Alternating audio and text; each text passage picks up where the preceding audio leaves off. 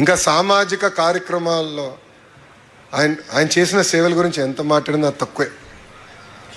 నాకు వ్యక్తిగతంగా తెలిసిన 2 విషయాలు మీకు చెప్పాలి.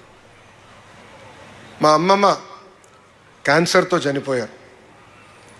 ఆనాడు మా తాతగారు హైదరాబాదులో క్యాన్సర్ ఇన్స్టిట్యూట్ ఉండాలి, వరల్డ్ క్లాస్ ఇన్స్టిట్యూట్ ఉండాలి, మనకంటే ఆర్థిక వనరులనే అమ్మమ్మని అమెరికాకు తీసుకెళ్ళి ట్రీట్మెంట్ ఇచ్చాం, అలాంటి ట్రీట్మెంట్ హైదరాబాద్ కేంద్రంగా తీసుకురావాలని బసవతారకం క్యాన్సర్ ఇన్స్టిట్యూట్ ప్రారంభించారు,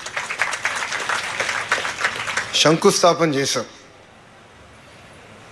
ఆనాడు అది తెలుసుకున్న రతన్ టాటా గారు మొదటి 25 కోట్ల రూపాయల డబ్బులు ఆ ఇన్స్టిట్యూట్ కోసం ఇచ్చారు. ఇది ఇప్పుడు 25 కోట్ల రూపాయలు కాదు, ఇది 1992-93లో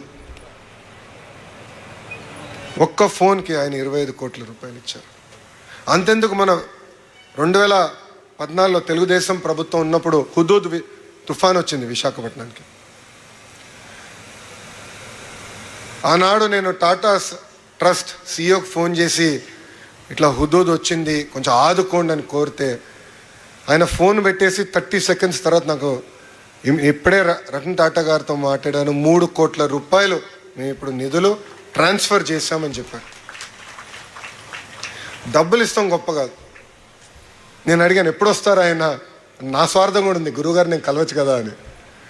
ఎప్పుడు వస్తారు ఆయన అని అడిగితే మాకు మార్కెటింగ్ అవసరం లేదు, మాకు ప్రెస్ రిలీజ్ అవసరం లేదు, ప్రజల్ని మీరు జాగ్రత్తగా చూడండి, డబ్బులు సరిపోతే మాకు ఫోన్ చేయండి మళ్ళీ ఇస్తానని చెప్పిన గొప్ప వ్యక్తి రతన్ టాటా గారు.